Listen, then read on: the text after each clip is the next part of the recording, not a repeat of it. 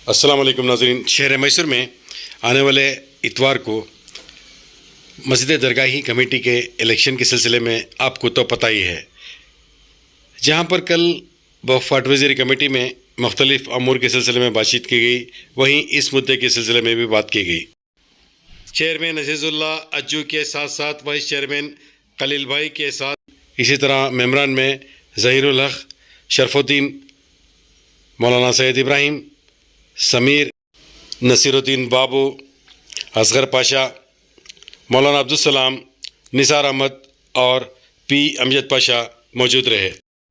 तो आइए आपको मस्जिद दरगाही कमेटी इलेक्शन के सिलसिले में क्या कुछ कहा गया है आपके रूबरू पेश खिदमत है।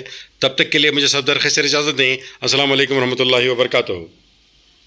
जी जनाब अजीजुल हाजी साहब, आने वाला इतवार 17 तारीख को मस्जिद दरगाही कमेटी का एक इलेक्शन होने जा रहा है। उस सिलसिले में हमने बयान भी डाला था, तो आज आप प्रेस मीट के लिए बुलाए हैं, क्या कहना चाहेंगे सर? अस्सलाम वालेकुम रहमतुल्लाहि व बरकातुहू। सबसे पहले हमारी आज मैसूर डिस्ट्रिक्ट की बोर्ड की कमेटी की जो मीटिंग थी, उसमें बहुत से चीज़ा बोर्ड डिस्ट्रिक्ट में जो डेवलपमेंट वर्क के इदारे जो डेवलप करना है, जो कमेटियां नहीं बने हैं, जो कमेटियां बहुत बरसात से बन को ली, वो कमेटियां रिन्यूअल करने के बारे में, जो ग्रांट्स हमने आ रहा है वो बराबर खर्च होना, जो ग्रांट लेने का कि कमेटियां अप्रूव हो नहीं, वो सब चीज़ा में आज 4 बजे से अब तक पूरे हमारे मेंबर्स, जिम्मेदार, वक्त ऑफिसर सब बैठ को डिस्कस करें। उसके बीच में हमें ना चाहते हुए भी एक मजबूरी हमारी क्या तो मैसूर शहर मैसूर की एक नामदार मस्जिद दरगाही मस्जिद जो हमारे बुजुर्ग वहाँ इबादत कर कोई वो जगह के ऊपर 2017 में पहली बार मैसूर सिटी के अंदर इलेक्शन हुआ था 2017 में। उसके बाद कौन सी मस्जिद में भी इलेक्शन नहीं हुआ, क्योंकि मैसूर की आवाम नहीं चाहती जी वो वहाँ जो है हमारे बुजुर्ग को आपस में मशवरा कर को जनरल बॉडी कर को आगे मुसल्ला बार बार कमेटियां बना ले को खिदमत कर ले कोई पूरे मस्जिदान के अंदर जो में रजिस्टर थी।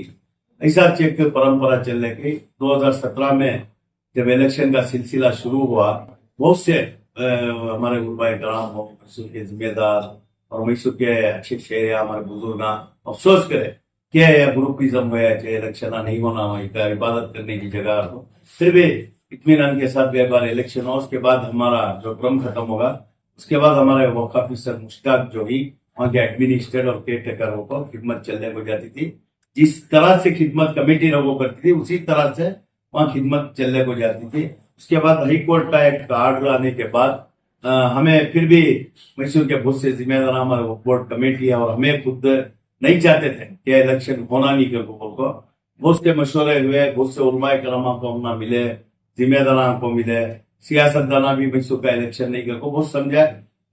कोर्ट का आर्डर मानना पड़ता, नहीं तो कोर्ट हाई कोर्ट का आर्डर के ऊपर इलेक्शन फिर भी हमें लेट करे कर को 2 बार हमारे ऊपर कंटेम्प्ट ऑफ कोर्ट हो गए। ये इलेक्शन करना को आर्डर है, ये जो है इलेक्शन करना को जो लेट कर रही की नहीं करेंगे को हमारे ऊपर कंटेम्प्ट ऑफ कोर्ट है मजबूरी।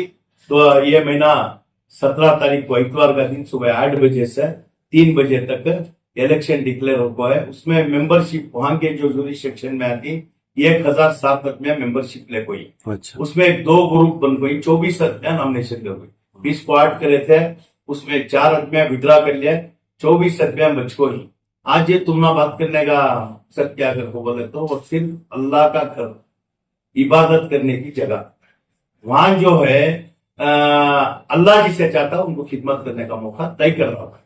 अल्लाह हमारा खिदमत का मजबूर नहीं है, लाचार नहीं है।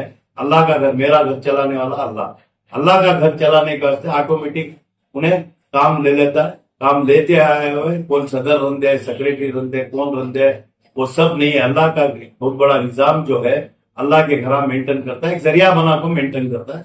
मैं मैसूर की आवाम से और वहां की आवाम से वकबड़ भी नहीं चाहती थी इलेक्शन होना कर, हाई कोर्ट को जब आर्डर लेने का को इलेक्शन करना चाहिए, हमें फिर भी हमारे जिम्मेदार बैठ को मशवरा करनी, आपस में जोड़ को पूरे को एक कर को ये 11 बेहतरीन आदमियां जो नमाजियां हो, वहां के मुसल्लिया हो, वहां की बेहतरी जो चाहती, जो वहां का प्रॉब्लम जो समझती, वो मस्जिद में 1 वक्त या 2 वक्त जाकर इबादत करती, वैसे लोग आपको 11 आदमियां करे खिदमत करें दे बहुत इंतजार करे।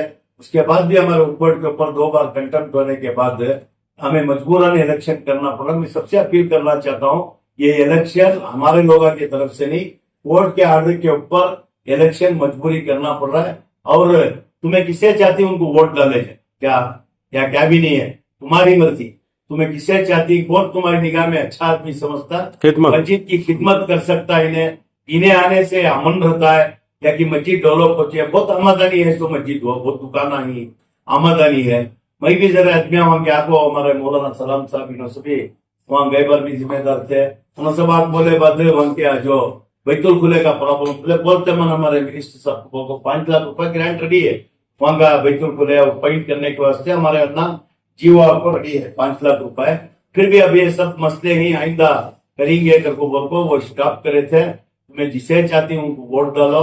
और मैं इमाम मौजल वहां का स्टाफ जो है उनको बोलता हूँ, वहां कौन भी भाई को वोट पूछने का नहीं है, वहां इलेक्शन की कैनवसिंग नहीं होना।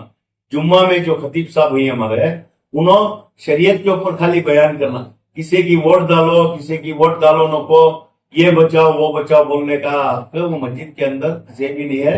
मस्जिद में इलेक्शन नहीं है, बॉडीगार्ड स्कूल में इलेक्शन रखो ही सो वहां से तय होता है 11 आदमी कौन जीत को आती है। 3 साल के वास्ते मस्जिद की खिदमत करने के वास्ते उनको ऑर्डर कॉपी मंगा कर उनको जिम्मेदारी देने का काम हमारी डिस्ट्रिक्ट को बोर्ड स्टेट को बोर्ड कर दिया है। वो छोड़वा को तुम्हें इलेक्शन की कैनवासिंग, जुम्मा का दिन पूरे मुसल्लिया को तकलीफ देना, पम्पलेट सा बांटना, वहां बैठ को कैनवास करना, जुम्मा में मस्जिद में बयान फलानी ग्रुप को वोट दो, ये जो होता है उनके ऊपर लीगल एक्शन लेने का काम हमारे डिस्ट्रिक्ट को बोर्ड कर दिया। करे चुने कानून के हिसाब से, अगर करेगा तो बोले तो उनके ऊपर लीगल एक्शन होता है। ये बार जुम्मा को हमारे स्टाफ जाता हूँ पूरा वीडियो रिकॉर्डिंग कर दी, वो कौन भी करना नहीं करता, तुम्हारे माध्यम से मैं उनसे गुजारिश कर लेता हूँ इत्मीनान के साथ, अल्लाह को राजी करने के वास्ते, बुजुर्गों को राजी करने के वास्ते, वो मस्जिद की नेक खिदमत के वास्ते नियत कर ले को तुम्हें लोग कौन चुन पाए तुम्हें हमना क्या भी नहीं। वक्फ बोर्ड करने का कानून है, कानून के तहत जो वहां खिदमत करती है उनको जिम्मेदारी देती है। तुम्हारे कमेटी के ऊपर भी वक्फ बोर्ड भी है, वक्फ बोर्ड और कमेटी बना को अगर बराबर खिदमत नहीं करेगा तो वक्फ बोर्ड को पावर है कि वो कमेटी डिसॉल्व करने का। तुम्हें जीत को आगे वहां मनमानियां करती तो वो नहीं चलता। बोर्ड को पावर है, अगर बराबर खिदमत नहीं करी वहां मुसल्लिया कंप्लेंट करे तो हमारा बोर्ड भाई हेड ऑफिस को रिकमेंड करको वो कमेटी और डिसॉल्व करने का पावर हमना वक्फ बोर्ड को है। नहीं कर लेते कौन भी इत्मीनान के साथ, अदमिया में तमाशा नको, मस्जिद का इलेक्शन आपस के नाइट इत्तेफाकिया नको। अल्लाह जिसे चाहता उनको इज्जत देता, अल्लाह जिसे चाहता उनको जिल्लत देता। ये चीज हमना नहीं पसंद थी, फिर भी वो हाई कोर्ट के आर्डर को मानते हुए कर रही इत्मीनान के साथ। मस्जिद के दूर इलेक्शन की रखो मैं तो बॉडीगार्ड स्कूल के अंदर मस्जिद तक कौन सी भी फसाद नहीं आना करको, अल्लाह के घर में इत्मीनान के साथ वहां के मुसल्लियां नमाज पढ़ने को अल्लाह को राजी करने का काम हमें तुम्हें सब मिलकर करेंगे। आज पूरे जितने भी करीब 24 अदमियों तुम्हें मुबारकबाद देता हूँ। अल्लाह चाह तो तुम 11 जिन्हें हमको नेक अदमियों को चुनेंगे। मैं वोटर साहब से भी अपील करता हूँ, अच्छे लोगों को देखो, मस्जिद की खिदमत करने वाले को, पढ़े लिखे को, नमाजियों को देखो, दीन जानने वाले को देखो, तुम्हें वोट कर दो। तुम्हारे मोहल्ले की मस्जिद आइंदा आने वाली हमारी नस्ल के वास्ते ये चीज खत्म कर दो। इत्मीनान के साथ खिदमत करने का एक मौका अच्छे लोगों को कर दो, तो तुम्हारे माध्यम से गुजारिश करो। जिससे रिपीटेशन नंबर जी 53,138 जी बार 2014 जी और एक दूसरा रिपीटेशन 6584 बार 2020। एक और एक रिपीटेशन है 10,763 2020। इस जरिए से इलेक्शन करवाने के लिए अहकाम जारी करवाए गए थे। जब यहाँ ये कोशिश चल रही थी कि इलेक्शंस को रोककर आपसी राय मशवरों के साथ कोई अमन के साथ अगर कमेटी बन जाती है तो बनाने के लिए जब यहाँ वक्त इसमें जाया कर दिए हम, तो फिर इसके बाद जो है वक्फ बोर्ड के ऊपर जो है कंटेम्प्ट ऑफ कोर्ट लेके आए वो। तो अभी हाई कोर्ट के ऑर्डर्स के सामने जो है वक्फ बोर्ड कुछ नहीं कर सकेगा, वक्फ बोर्ड का कोई भी कुछ नहीं कर सकेगा बगैर उसके हुक्म की तामील करने का और कोई रास्ता नहीं है। इसलिए इसको अपनाया है। अभी वहाँ क्या होना चाहिए, कैसा होना चाहिए, चेयरमैन साहब ने कहा है। मैं इससे हटकर एक बात क्या करना चाहता हूँ कि मुसलमानों को ये मालूम होना चाहिए कि आज हिंदुस्तान में मुसलमानों के ऊपर जो है हालात बहुत से बदतरीन होते जा रहे हैं। हमें सिर्फ मसाजिद ही नहीं है जहाँ पे इलेक्शन करवा के काम करवाना है, मसाजिद में सिर्फ नमाजें ही नहीं पढ़वाना है। मसाजिद के जरिए से वहाँ के मुस्तहक मुसलमानों को जो मदद कर इन हालात का मुकाबला करने के लिए उनको तैयार करना है। अगर इस तरीके से आज शुरू करते हैं तो इंशाल्लाह आने वाले 15 साल में जो है उम्मत के लिए किसी की भी जरूरत नहीं होगी, ये हर एक का भी किसी का भी सामना कर सकते हैं। इसलिए मैं गुजारिश करता हूँ बराए मेहरबानी ये है मसाजिद में जिम्मेदारी के लिए, इसमें कोई हाथापाई करने की जरूरत नहीं है। क्या जरूरत ही क्या है कि हम कोर्ट से लाके यहाँ पे हम जिम्मेदार बने वगैरह, एक ये है। दूसरा, जो भी कमेटियां जहां भी बनते हैं जहां भी हैं, उनसे ये गुजारिश है कि आप जो है अपने मुसल्लियों के साथ राबिता अच्छे तौर से कायम रखें। जब कोई मुसल्ली कोई चीज से आपसे कुछ पूछता है या कोई गिला करता है या कंप्लेन करता है तो उसको वजाहत करें, तो इंशाअल्लाह मुसल्लियां जो है, कोई भी ऐसे मुसल्लियां नहीं है जो पंजगानी नमाजी आते हैं यहाँ पे, उनको यहाँ खिदमत करने का या कोई गलतियां पकड़ने के लिए नहीं आते। वो जरूर वो आपकी हिम्मत अफजाई और इज्जत अफजाई करेंगे। ये कहते हुए मैं आपसे और एक बार मुसलमानों से अपील करता हूँ, जो हो रहा है ठीक है, हो जाने दें, मगर सुकून से करें। और हमारा नजर जो है, हमारी नजर आने वाली जो खतरे की घंटी है इस पर रखें। हालांकि हालात कोई ऐसे बदतरीन नहीं है, हम कमजोर पड़ गए क्योंकि हमारे में जो ये फिरकाबाजी ये वगैरह करके हम अपने आप को बहुत कमजोर कर दिए हैं। मसाजिद एक ऐसी जगह रखे जहाँ पे अल्लाह और अल्लाह के रसूल सल्लल्लाहु अलैहि वसल्लम के नाम के ऊपर कोई भी बगैर कोई झिझक के आए और इबादत करके जाए। बस ये कहते हुए मैं आपका शुक्रिया अदा करता हूँ कि जो अपने मुझे इतना बात करने का मौका है। भाई आप इससे पहले जो है अखबारात में कोई मजमून आना जो है बहुत बड़ी बात थी, उसके बाद ऐसा हो गया कि टीवी में आना है तो बहुत बड़ी बात थी। मगर जब से आप लोग आए हैं सोशल मीडिया, माशाअल्लाह, जो कोई चाहता है वो कभी भी हाजिर हो सकता है। तो मैं इनको आपके बिरादरी वालों से गुजारिश करता हूँ कि आप बराए मेहरबानी ये दरगाही मस्जिद का इंतखाबात के ताल्लुक से दरगाही मस्जिद के पास या दरगाही मस्जिद में ना करें। यह हमारी आपसे गुजारिश है। दूसरी जगह कहीं भी करके जो भी बात करना है करें। और कुछ भी कहने से पहले मैं भी कह रहा हूँ, अगर मैं ऐसी कोई बात तजाद वाली कर रहा हूँ तो आप बराए मेहरबानी इसको एडिट कर दीजिए, ये आपका हक है, क्योंकि इससे कोई गलत माने ना जाए पाए। बस मैं ये कहते हुए फिर आपसे दरखास्त करता हूँ कि मेहरबानी से आप इस बात का ख्याल। हिंदुस्तान में जो ताकत मौजूद है उसमें आपकी चौथी ताकत ऐसी ताकत है कि आपके सामने कोई भी हुक्म नहीं चला सकता। यह आपका बर्तन है जो हमें बात करते हुए सुन भी लेते हैं, रिकॉर्ड भी कर लेते हैं। मगर आप अच्छी तरह से उनको समझाएं कि एक मास इंटरेस्ट में इस चीज को ना बोलने की वजह क्या करको बोले तो जी आज ये ग्रुप करको कैनवस करको वोट पूछ रहे जी। हैं, फलाने बराबर नहीं, फलाने बराबर नहीं, फलाने बराबर नहीं, और एक ग्रुप तैयार होती है इनके अपोजिट।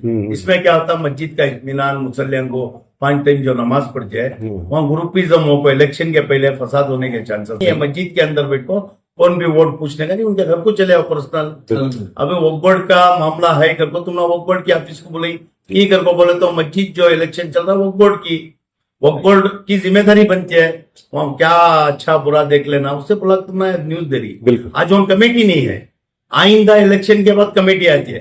कौन भी वहाँ सदर भी नहीं, सेक्रेटरी में मेंबर नहीं, वहाँ एडमिनिस्ट्रेट है। सो हमारे वक्फ ऑफिसर एडमिनिस्ट्रेट मस्जिद दिखा को ये दिखा को पुनः बोलती इनो कमेटी में रेस्ट टेम्पो है, बैतुल खोले बराबर नहीं है, या गली जागी है, सीटा फुट गई, ये फुट गई, उससे अपना वोट डालोगे तो वो एक जने न्यूज डाले क्या होता है तो मस्जिद का असावा होता है।